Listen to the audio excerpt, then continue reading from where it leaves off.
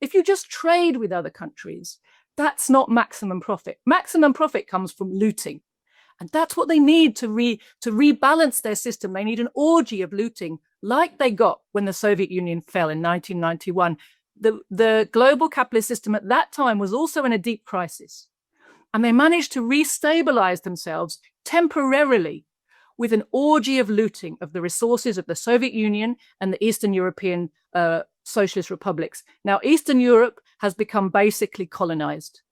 But Russia had the strength and the ability to stop that process and reverse it and become a sovereign country. And this is an anathema to the West. That's why they're all up in arms and they're all working together to destroy Russia.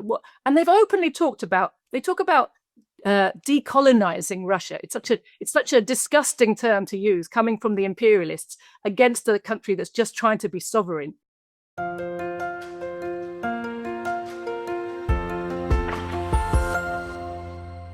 Hello everybody, this is Pascal from Neutrality Studies, and today I'm talking to Joti Brar, one of the leaders of the Communist Party of Great Britain, the editor of the party's publications, and the spokesperson for the World Anti-Imperialist platform. Today we want to discuss her analysis of the role the UK is playing in the Russo-Ukrainian war, the Gaza genocide, and the unfolding new war with Iran. Joti, welcome. Thanks so much, Pascal, for having me. No, thank you for agreeing to this. I'm burning to hear like a British communist perspective on what the hell is exactly going on. And can we maybe start with the latest one, this horrible narrative in the West now that we definitely need a war with Iran. It's the most important thing like ever. Can you speak to that? Yeah, definitely. It is actually horrific for those of us who pay attention to reality as opposed to narratives.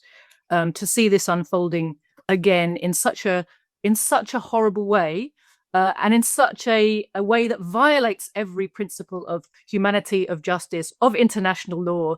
But fundamentally, we're watching a kind of rerun, aren't we, of the build-up to the war in Iraq, or the early days, build-up and early days of the war against Iraq in 2003. Of course, there were several wars against Iraq, as there have been several wars against Iran. But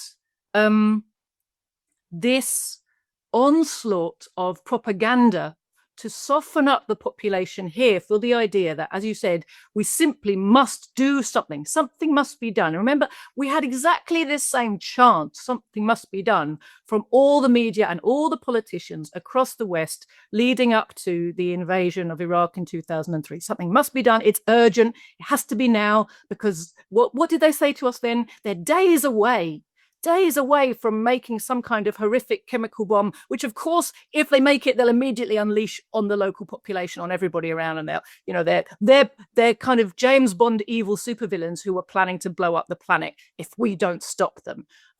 It's actually a ridiculous narrative if you know anything about anything, but we are kept fed on such a diet of ridiculous Hollywood narratives that when everybody repeats it from all directions, it can feel like it must be true. There must be something in it if everybody's saying it.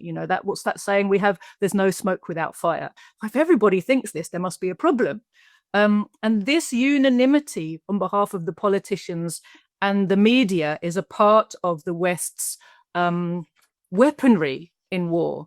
And weaponry against its own people, weaponry in the propaganda offensive.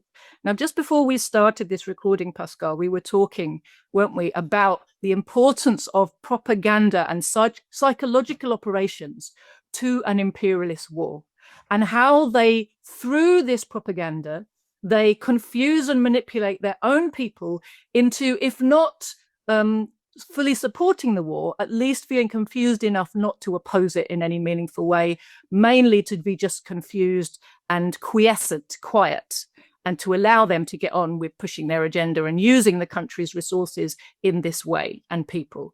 On the other hand, their psychological operation is aimed at overwhelming and terrifying the targeted population, making them feel that they've lost already, they can't possibly stand up for themselves, their own government, which is trying to defend them, is their enemy, that the power of the West is almighty and can't be resisted, and if you try to resist, you're going to suffer.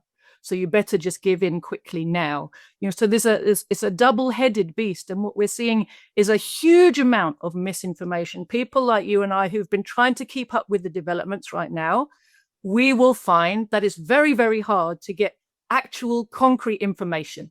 There's so much psychological warfare going on, particularly from the West, aimed at demoralizing and confusing people who are trying to find the truth, that is very hard to pick apart what's really going on. But one thing we can step back and look at, and that is the whole framework and the main planks of the narrative we're being given.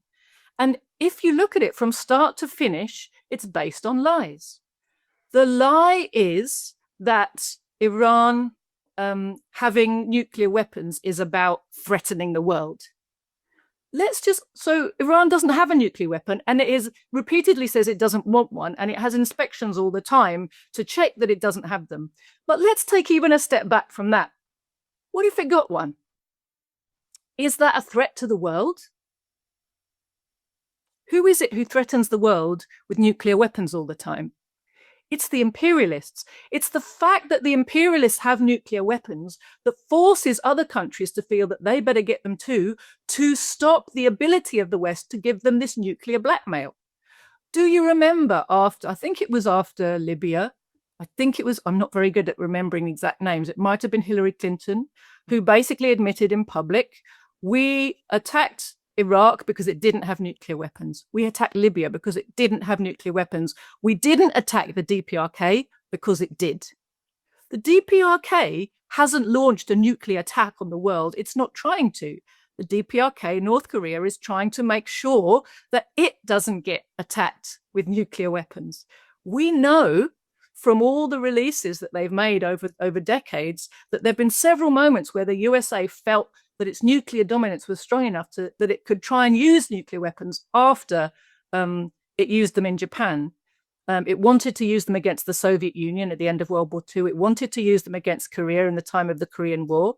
Then it had to step back from that because of the fact that the masses of the people all over the world would have really revolted in that situation. They couldn't spin a narrative that would justify it to enough people. So you see, the threat comes from the West, and the necessity for creating this narrative comes from the West. And in particular, we live in a climate after World War II where, because of the influence of the socialist camp on setting up international kind of accepted international rules, the Nuremberg tribunals set a bunch of principles which have been accepted by the whole planet as a framework for real international law.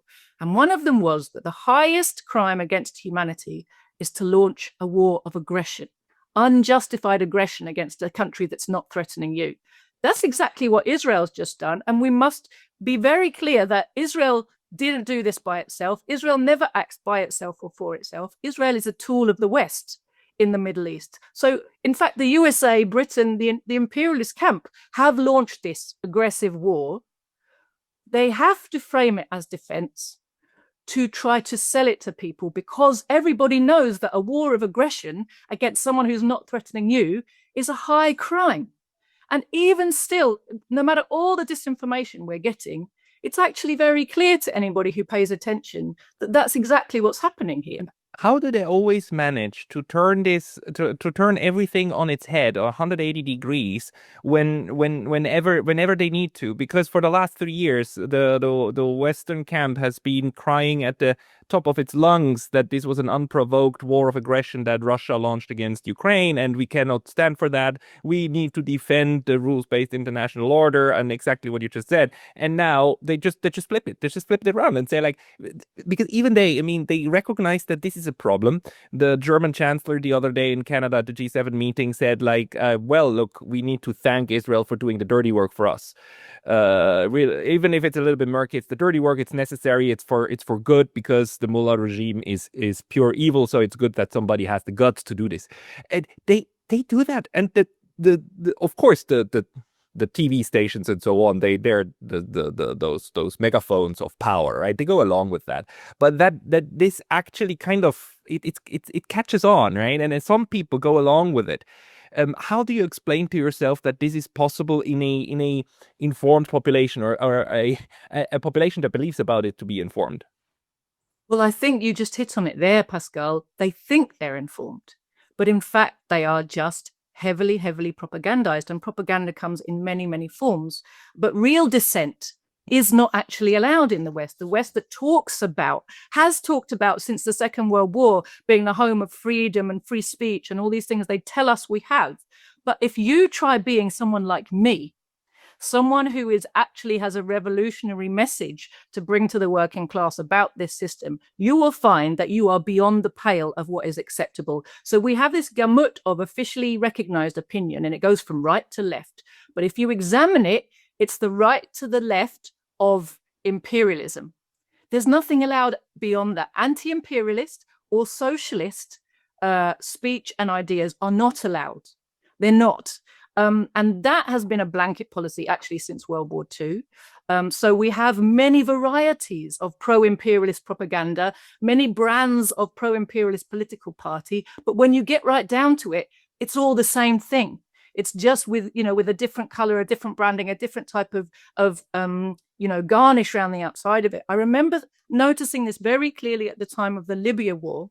I was still working in the media and working with lots of people who, have been to university and are professionals and read The Guardian and think that they're well educated and doing critical thinking. And what I noticed was when there was that massive propaganda campaign against Colonel Gaddafi to soften us up for the idea that he's just a basket case and Libya's an insane, dangerous regime and it's just something must be done, right? And he's murdering his own people. And they told us wall-to-wall lies.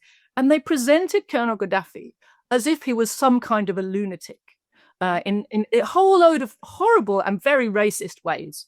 What was interesting in that moment was to watch, for me, I'd been interested in Libya for quite some time, and I'd even visited Libya once. And I watched people who I know knew nothing about Libya read 2 or 3 articles in The Guardian and then talk about Libya and about Colonel Gaddafi as if they knew. So you see the insidious nature of our propaganda machine, that there's a type of propaganda for everybody. And if you read the type of propaganda that feels like it fits your lifestyle, and you feel that what you've done is critical thinking, and actually some of the most propagandized and least critical thinking people are the ones who spent a lot of time in British academia and worked in, professional institutions, and they're so groupthink it's insane.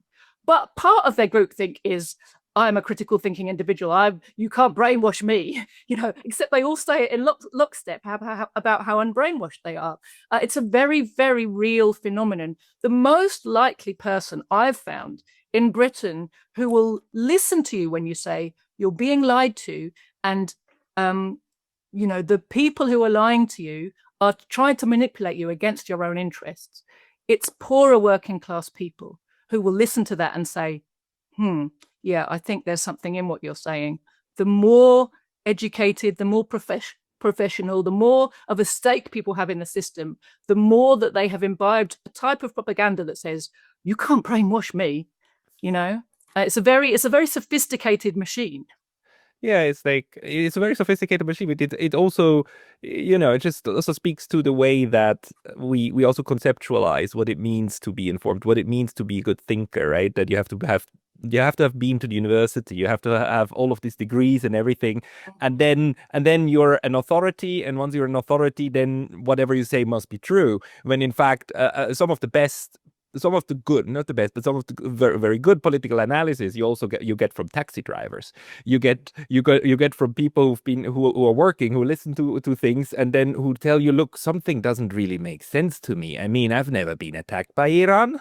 They've never threatened me, but suddenly this is my enemy, right? So it's this ability of people to actually feel out when something stinks. But tell me, please, why are you using imperialism as a framework to understand what's happening in international relations? Because if you don't, you can't possibly make sense of it. Can you explain the framework? How are you using it? So fundamentally, I'm a Marxist, and when you study Marxism, you discover that it gives you it has a huge power to explain to you the world you're living in. And the reason is that it's a scientific analysis of what is this system that we live in, the capitalist system. So when you start with Marx, you examine and understand and dissect the workings of the capitalist system, the basis of this way of producing goods for profit, employers and employed, capital owners and wage slaves are the main classes that make up society under capitalism. And what happens as capitalism has existed for some time, it developed from what they call free trade capitalism to monopoly capitalism. You've had a steady historical development of the concentration of wealth. More and more wealth in fewer and fewer hands. Now, that's something that's so familiar to us today, we almost don't notice it or think about it, because the world developed, the world market, capitalist market, developed into an imperialist capitalist, monopoly capitalist market over 100 years ago. So Lenin wrote the definitive definition of what imperialism is. I won't go over that, now for you, but he showed how a few countries which became capitalist first had developed their stores of capital to the extent that they needed to export capital in order to keep profitability going. And they were able to do that to the rest of the world because they were more economically and technologically advanced. So they could take advantage of the relative backwardness, especially relative backwardness in technology, to dominate countries around the world and turn them into sources of raw material and sources of profit taking.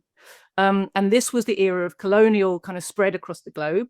And then you got to a point where the whole of the world had basically become one giant capitalist marketplace. And at that point, contradictions which are built into the system of imperialism, which is when you're impoverishing the masses, but you're also producing in a way where you produce more and more and more and more all the time.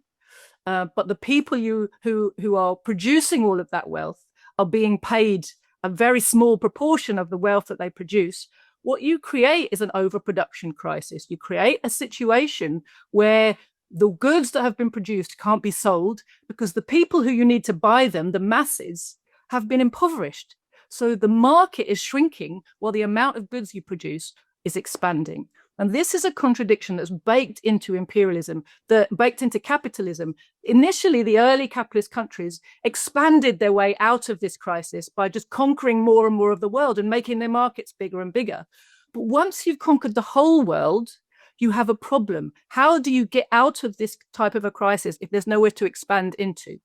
You have to do it at the expense of somebody else. So World War I was a fight between imperialist powers over who gets to control which bits of the planet.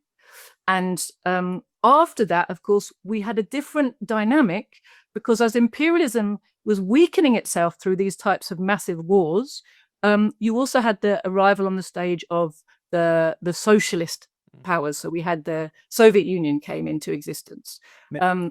May I just quickly ask, why is it that you're using the term imperialism when the framework is the capitalist, the underlying capitalist problem? Where does the imperial part come in? So the imperialists are the powers, the dominant capitalist powers of the world.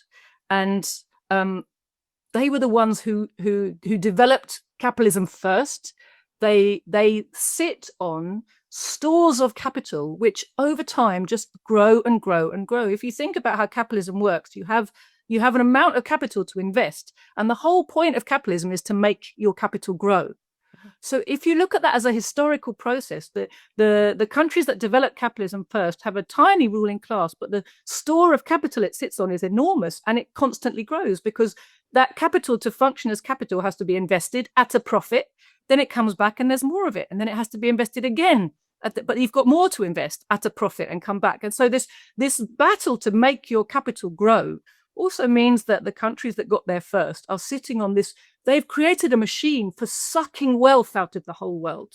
And that's what you have to understand when you look around the planet, that a few countries and a few ruling classes sit at the top of historically accumulated stores of wealth that have been sucked out of the rest of the world. When you look at the world and try to understand why so many countries are behind in development, why so many people are poor, although they live in countries with huge amount of natural resources, why they can't get ahead and develop, they're deliberately kept from developing, kept from being able to control their own resources, because those resources are needed to pay tribute to the capital stores in the West that need to keep growing. And the capital stores aren't going to keep growing if people around the world take control of their own resources and start using them to develop their own economies. Yeah, because like of course at the end also capital then is not just any more things, right, that you can buy for them. It is pure raw power because you can command people what to do. £100 is a dinner with your family. 100 billion pounds is the ability to command an entire army of people to either produce something or to go to war. It's you could direct people, and therefore then you can also project power. Now we are seeing this happening again in front of our eyes, right? We see how Elon Musk is like went from just being rich to being incredibly influential, and we're seeing how all of these how money buys political power and vice versa. What we also see systems with other systems. We see the Chinese that have a market economy but are not capitalists. So the politicians actually sometimes crack down on just money, kind of capital that they don't like, even if it makes 0 sense from our perspective or from a capitalist perspective, right? Why would you root out the gaming industry? Well, they said it's not good for society, so we're gonna kill it. How does this then play in with the current wars that we are seeing? Let's say can you make a link with the Ukraine-Russia war? Absolutely. So right now, the global capitalist system is in a huge crisis of overproduction, and it's desperately trying to save itself. The imperialists are trying to save themselves, their position as the top exploiters in this system. They're trying to save the whole system from the anger of the masses, who are increasingly impoverished, unemployed, unable to have a decent life, suffering in all kinds of ways, at home as well as around the world. You know, the post-war social democratic consensus of a bribe to the entire population, that's over. And it's all being taken back. And masses of people in the West are also becoming very quickly impoverished and immiserated. So you have this situation, and the capitalists, I said, the imperialists can't get out of that situation without making war for conquest of new markets, and to get rid of rivals. Now, in the world we live in, it's not the classical world of, you know, just imperialist powers dominating the globe. We now have, because of the October Revolution and everything that came afterwards, we have a camp of socialist and anti-imperialist nations trying to get free and stay free. And so what we're actually seeing is, if you look at the big arc of history, we're watching the decline of imperialism and the birth of socialism. It's not a smooth process. It doesn't go in a straight line, but that is the forces which are fighting one another, even when they don't realize what they're part of. If they're opposing imperialism, they're actually helping the forces of socialism to finally replace and destroy the old imperialist system, which is very weakening from the inside in many, many ways. If you look at the war against Russia, it is a war to control the resources of Russia and to get rid of a government in Russia which keeps the country sovereign and anti-imperialist. Now, it's a capitalist government.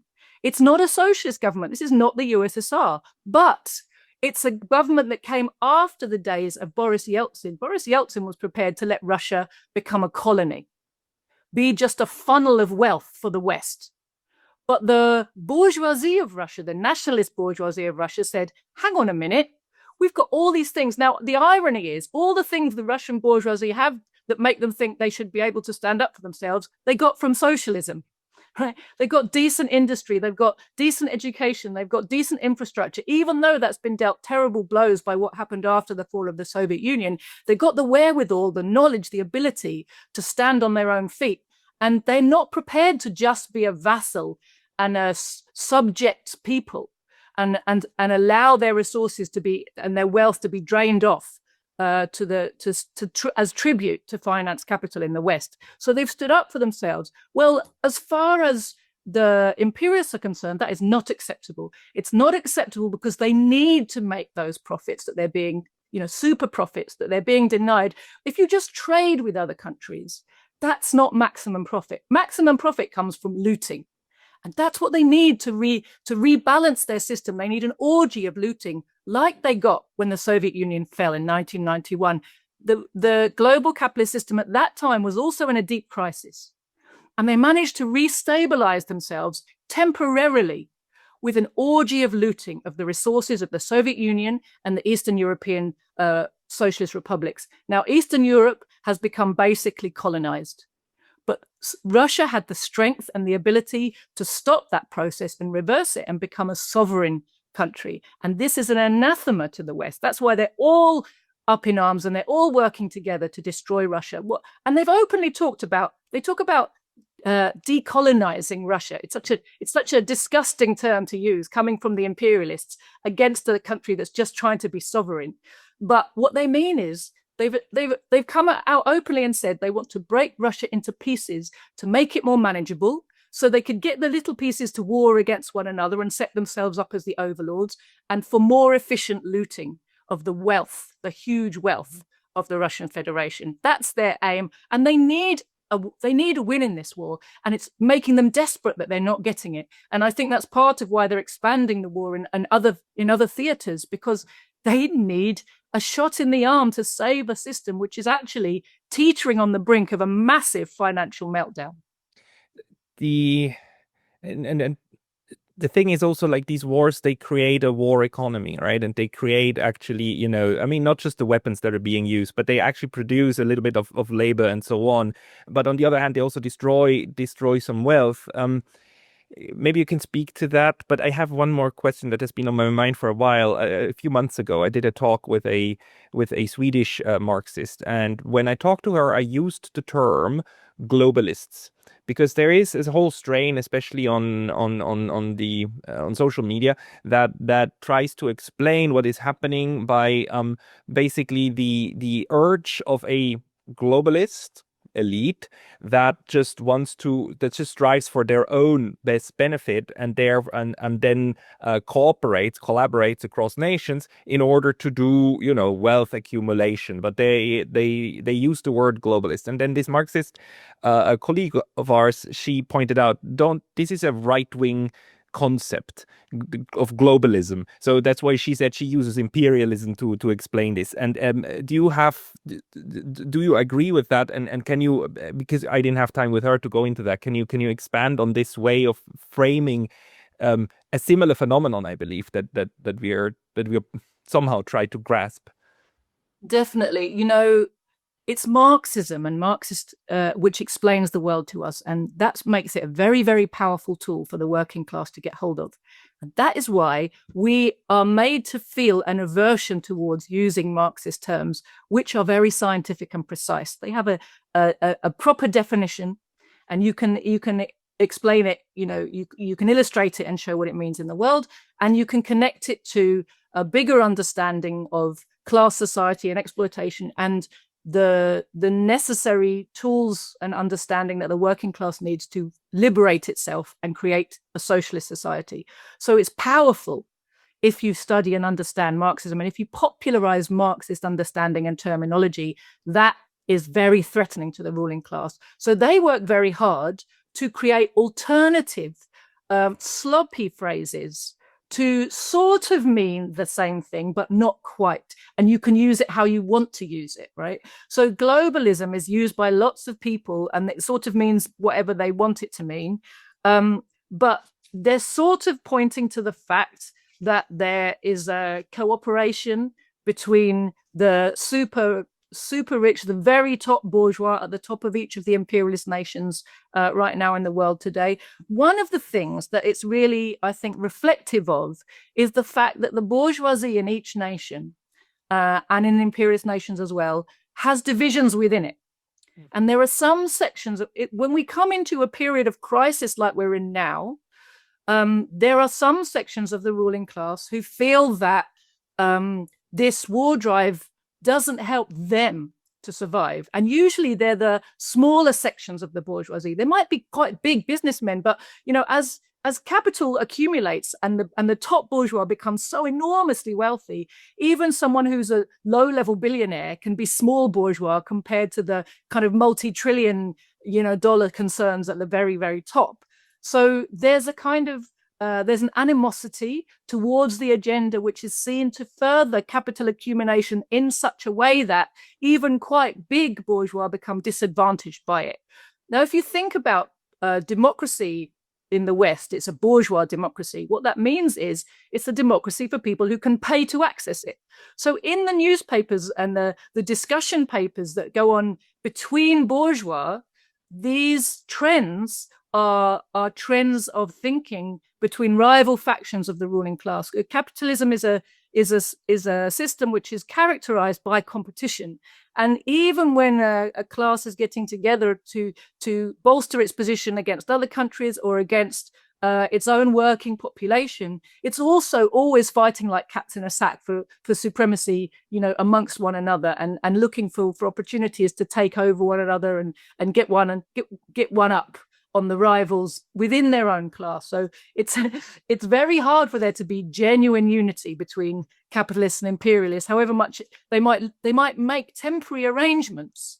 But any of these arrangements are always subject to being broken if there's a business advantage to doing that. So this question about globalism, I think it's a way of fudging the fact that there is a precise term for what's going on in the world, and it's imperialism, but all of the connotations that come with understanding that, to do with recognizing the class struggle, recognizing that capitalism is not the end of history, but merely a phase in human development, which will then be replaced by socialism. If you allow people to start accessing that, it's very dangerous. Whereas what really happens with the ruling class when it's fighting amongst itself is it wants to get sections of the working class on its side. So it tries to wrap up its message in a way to make it look like we're on your side. So very often you'll find small bourgeois forces in a country will wrap up their message in a way that tries to appeal to a section of the working class and petty bourgeois as being common sense and, we don't like this big capitalist any more than you do. What they mean is they'd like to become the big capitalists. But it's always important for the ruling class to be able to harness the support of sections of the working class. It can't really do much without that support. Yeah, because you at the end of the day you need people to do things, because again it's about who does what and how and who's content with having little, and in order for a few to have a lot, you need many to have little. But then what we see how the international world works and how this constant also onslaught of militarism and onslaught of violence, mass violence, which is something that concerns me most. How is it that we can't break out of mass violence despite efforts to do so? The United Nations is an effort to do so. The idea of human rights is an effort to do so. We've got a lot of these institutions, and we build institutions because we all, at least rhetorically, agree we want to get away from mass violence. De facto, we are not. It keeps changing its form and the names, and we rename the law of war to international humanitarian law because that sounds a bit better, but we keep the same concepts around, and actually they have a purpose, right? They have a purpose to shrink the violence, even when mass violence breaks out. Do you have a way to wrap your head around this one, other than the fact that the imperialists just constantly lie? So the imperialists do lie, and they lie particularly about their desire for peace and security and development and equality. But you have to recognize why they lie about those things, because they didn't used to. They started having to lie about those things after the October Revolution. So these were defensive moves. The US's predominance as an imperialist power came in the era of decolonization and anti-imperialism and the growth of socialism. And so in order to make themselves acceptable to enough people in the world and the things they were doing, they have constantly had to wrap them up in a narrative of actually the narrative that came from socialism. It was socialism that popularized the idea that human beings are equal and shouldn't be exploited. It's socialism that popularized the idea that nations are equal and shouldn't have unequal relationships. It's socialism that popularized the idea and the prospect that humankind can actually just live in peace, that it's possible to do that and have development and have prosperity for all. It's only under socialism you can have those things. The Soviet Union proved that to everybody, and then therefore, in order to, in this era of decolonization and yet imperialism still existing as a system, they had to present themselves differently. They moved, the USA did much less direct colonizing. It's got some direct colonies, but they don't talk about them and they don't present them as direct colonies. They don't admit that that's what they are. They have to pretend there's something else. But most of the time, what they do is neocolonial domination. Of controlling through financial means and military coercion is always there, but it's like, the hand behind the back, and they try and just use their money to bribe, the enough leaders to keep them on side, and setting up situations that keep countries enslaved and indebted and unable to stand up for themselves and defend their people and defend their resources. So you have to look at these institutions and this acceptance of certain ideas as actually a defensive posture. And in many ways, it shows that imperialism is in a weakened position than it was pre-World War I, because the imperialists used to openly boast that they were superior. They used to openly say things like, oh, women can't do the same things as men. Oh, the brown people will take 1,000 years to catch up with the white people. It's just inherent. They're just childish people. Africans, in fact, are only not even fully human beings. They could openly say all kinds of things that now they would not dare to say, although they still think it and still behave like it. So the hypocrisy is because we are constantly coming up against the reality of what they really think in what they do, and what their real aims and objectives, and their real attitude towards human beings, which is just the same as it was in the First World War, when the ruling class generals were throwing thousands of working class men in front of machine guns, on a daily basis, and they didn't care how many of them died, as long as their side was going to ultimately come out on top. Cannon fodder, that's where that phrase comes from. Well, the fact is now that they have to try and get their cannon fodder from elsewhere, because of the revolutionary implications of keeping using their own populations in that way are pretty scary, actually, for the imperialists. It's something that they try to avoid. I think you have to see the UN, this whole talk about human rights, as a defensive maneuver to try to dress up the system as something it isn't. And the fact that we're constantly brought face to face with their hypocrisy shows the weakness at the heart of the system, that it can't tell the truth about itself. And it's so the hypocrisy is not stupidity. It's a function of the way the system needs to portray itself, but then act differently. Otherwise, we wouldn't have the system we have. Exactly. If they acted in accordance with their words, they'd be building socialism. I'll keep that one very, very close to my heart from now on.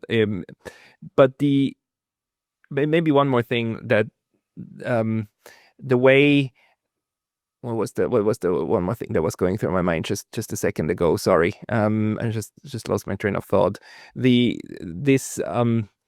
This constant need and urge for this producing violence as a means also to for productive capacity. I mean, and in some circles, I talk a lot with people who try to understand the so-called military-industrial complex, or you can add this few more words like military-industrial, think tank, academic, media complex. I mean, make it longer, but the idea is the same, that you have an entire industry that basically where the wheels that just grab into each other, then at one end produce high profits, on the other end they produce mass death, and that's just also what governs the system. Is that something that you also believe is part and parcel of this imperialist system, or is this just a too narrow analysis of what the problem is? I think it's too narrow. It's definitely, of course, it's a significant factor, the arms industry and the whole war-making machinery. But if we take a step back, why do the imperialists need to colonize and control and subjugate other peoples? It's to ensure the flow of maximum profit. And we have to always come back to the economic motivations for everything. Right now, why do they need big... So number one, they have to do everything possible to control people. And they do that with terrifying them. And if they try to stand up for themselves, they have to be shown that you can't stand up for yourself. And any means necessary to suppress people's urge to be free. And of course, we live in the post-October Revolution, post-national liberation era, when every people believes they have the right to be free. So increasingly, to maintain its rule, the imperialists have to be more and more and more bloody. Nobody feels that it's justified to be colonized and looted anymore. They won't quietly put up with it. So there's no way around. If you want your profit taking to continue, you must be extremely repressive all over the world. That's number one. Number two, they're desperately trying to create demand in a system where there's overproduction. There's too many goods and not enough buyers, right? So to create demand, one of the things you do is an orgy of destruction. Right? Destruction is actually really important. Look at the end of World War II, and some of the bombings that went on right towards the end were nothing to do with defeating the enemy, and everything to do with, so on the one hand, it was denying infrastructure to new socialist republics where they were going to be, denying them industry and raw materials that had been already organized. On the, say, in the West German side, it was much more about just creating a situation where everything had to be rebuilt. And then the contractors were going to come in. Look how important it was to the imperialists. You know, at the end of the Iraq War, what were the two things that they were fighting over? Number one was who was going to be developing Iraq's oil wealth. And number two, who's going to get the reconstruction contracts, right? Because this was creating demand for their activities. The interesting thing is they didn't rebuild Iraq. Iraq still has basically a very malfunctioning electricity system. Iraq is still under direct, indirectly direct control of the US, and the US doesn't allow for certain infrastructures to be rebuilt. It's just like no dams, no electricity for you guys, and you have to make do with the little that you have access to. Otherwise, it's going to be more sanctions and stuff. Why that? Why are certain countries like Germany and Japan be like rebuilt, and why does Trump like flout the idea of like a Riviera in the Middle East, what was it, the Riviera, Gaza, rebuilding Gaza, right? It's a huge contract and possibility, right? Exactly what you're saying. But then some places see zero reconstruction and are kept under the boot for decades and centuries. If you look at the post-World War II situation and you look at the geographical location of West Germany and Japan, you can answer the question. They were allowed to, and in fact funded, to redevelop fast and reindustrialize fast and become industrial powerhouses precisely to prove to the world that capitalism was better than socialism. Because, of course, on the other side, in China, in the Soviet Union, in East Germany, huge reconstruction efforts, huge industrialization after the devastation of World War II. So it was marketing for the system, and it was also, you know, they're both bases for huge numbers of US troops, right? So it was a part of trying to contain socialism and trying to prove to the workers in the non-socialist countries that everything they thought only socialism can bring them, capitalism can bring you. It was a kind of window dressing marketing campaign, if you like. But if you look at the way they were redeveloped in such a way that even though they remain imperialist powers with the imperialist ruling classes sitting on a lot of finance capital, they've been allowed to redevelop in a way which is very much subordinated to the interests of US imperialism. And thank you for that. Maybe a last thing, like coming back to Britain, like there was this moment when it looked as if though Jeremy Corbyn was the leader of Labour, and Jeremy Corbyn is in many ways has a very sane approach towards social policy and also international policy and politics. And he was ousted from power through these anti-Semitism allegations, and then a large part of the party was purged, including very many Jews out of the party. Was that an attempt of the system, like ejecting something that didn't work, or something that was close to the way you would look at the world, or how do you interpret what happened to Corbyn? We actually have a little pamphlet called The Rise and Fall of the Corbyn Project, because it was an important thing for British workers to understand. My party's position is there's no way that the Jeremy Corbyn could have delivered any of the things that he was promising people. First thing you have to understand is that the Labour Party is an imperialist party. It has always been, right from the beginning, an specifically anti-socialist, pro-capitalist party. It has always served the interests of British imperialism. The very first Labour government, all the way back in 1924, was bombing Iraq, right? And, you know, looking up and persecuting communists in India and conducting, you know, mass terror campaigns across the colonies, and telling specifically, overtly saying to the ruling class, the empire is safe in our hands. That's literally what the first Labour ministers were saying to the ruling class in their short 8 months as a government, when they were first kind of tested out as a way of letting off steam for workers who were angry with the system and all of its crimes in a quite revolutionary situation post World War I, right? So the Labour Party is an imperialist party. It has a totally pro-imperialist history. It's become very much a part of the machinery of state, in fact, in Britain, very much co-opted into the whole machinery. We have, just elsewhere, we have this kind of duopoly, you know, the main party of power and the secondary party of power. And the Labour Party took over from the Liberal Party at a point where working class anger needed some kind of vent. And so whenever you want to make a reform that's in favour of the working class, you put Labour in front of it to make it look like the Labour Party did this for you, and keep this narrative management going that Labour Party somehow wants socialism. People like Jeremy Corbyn, there's always been a few people in the Labour Party, MPs, who are described as socialists. They're not socialists, they're not revolutionaries, they're not trying to get rid of capitalism. What they want is capitalism with kinder characteristics. What they want is a bigger bribe for the workers to look the other way while our rulers are looting and exploiting and massacring all over the rest of the world. It's all right what you do over there, as long as you bring a little bit more of it back to us.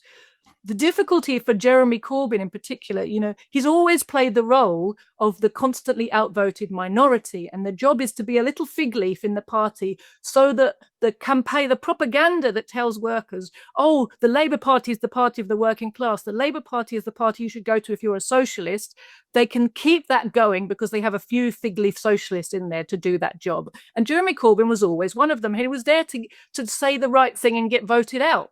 And oh, I've done my job. That was his professional career. You know, he was paid to do that job, right? It's a quite insidious role because you're pretending to be something that you're actually not. So Jeremy Corbyn was never the friend of the workers he was presented at. What was interesting to see with the campaign against him really was the way that, because he put forward a quite popular set of demands, which were actually very mildly social democratic demands, but they were at a time of deepening economic crisis. Ruling class can't pay for those demands, even though they're quite mild. They're not really massive. They weren't turning us all the way back to 1945. They weren't reversing all of the austerity and all of the cuts that we've seen, but they were sort of saying, couldn't we slightly address them a little bit, please? That was not acceptable. But two more things were much more unacceptable. One was Jeremy Corbyn was the member of the Socialist Labour MP group who had been allocated as the friend of Palestine. So he was always there at every Palestine solidarity event doing his kind of, oh, things are unfair and it's not very nice kind of speech. And so he couldn't be repainted, he couldn't be repackaged as a Zionist. But you can't be the head honcho, the CEO directing or seeming to direct British imperialism or British governmental interests and not be a Zionist. Zionism is not optional for a British career politician at a high level, it's mandatory. What was interesting was to see how Jeremy Corbyn would not stand up. All the principles he supposedly held when he was leader of the Labour Party, he wouldn't stand up for one of them. They came from about his NATO policy and he backed down. They came from about the war in Syria and he backed down. They came for him about nuclear armaments and he backed down. They came from about Brexit. That was another one of the things they really couldn't forgive him for, was that he upheld the kind of no, or he said the referendum result should be respected. but the ruling class was desperately trying to reverse the referendum result at that point. So they were very angry with him about that. But when they came for him enough, he backed down. That's where he lost the allegiance of a huge number of workers who before then had really felt some optimism and hope in his campaign. And after that, they were like, he's just another one of these cowards who won't stand up. But it was the same with the anti-Semitism campaign. If someone comes up to you and lies and says you're being a racist, you're being an anti-Semite, if there's one thing you can't charge Jeremy Corbyn with, it's racism, anti-Semitism, right? Did he stand up for himself and say, no, this is a lie? I am not, nor are my cabinet members, nor is our party inherently anti-Semitic? No, he didn't. He said, oh, sorry, oh, sorry, oh, sorry. And the more that he said sorry and stepped back, the more they came for him. They persecuted him and his whole party. And while he was the leader, there was a huge witch hunt throughout the Labour Party to evict every pro-Palestinian person on charges of anti-Semitism. And he was the leader who presided over that and facilitated that to happen. Yeah. Okay. Thank you very much for that. I mean, I really needed this perspective on what happened there to him. Joti, like people who want to follow you and your writing and your and publications, where should they go? Thank you. So my party is the CPGB-ML. Our website is just The Communists with an S, thecommunists.org. And I would ask people to come there, sign up for our newsletters, read our analysis. It's really, really useful. The easiest way to follow what we're doing is on Telegram. It's definitely my social media medium of choice. We have a channel there, The Communists. I also have a channel personally, Joti Brar. If you can see my name down there, Joti Brar, Joti Brar. I have a Telegram channel. We have a fantastic YouTube channel called Proletarian TV, which I've asked people to look at. And really, what we want people to do is get engaged with our analysis and start to educate themselves and get themselves in a position where they understand the need to organize in a serious and scientific way. Everybody, the links will be down in the description below, and we will talk again. I do believe this analysis is an important one that adds to the way we can understand and should probably understand what's happening around us. Joti Brar, thank you very much for your time today. Thanks so much.